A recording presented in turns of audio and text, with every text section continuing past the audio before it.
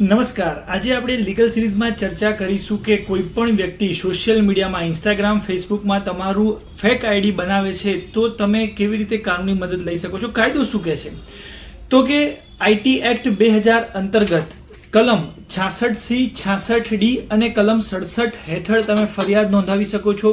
66C માં ખોટી ઓળખાણ બતાવી ફેક આઈડી બનાવ્યું છે.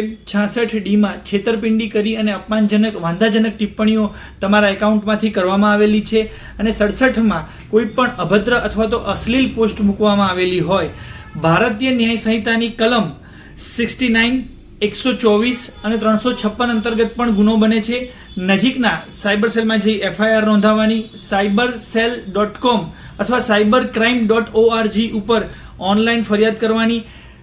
સંદિગ્ધ ચેટના પુરાવા સ્ક્રીનશોટ સ્વરૂપે લેવાના.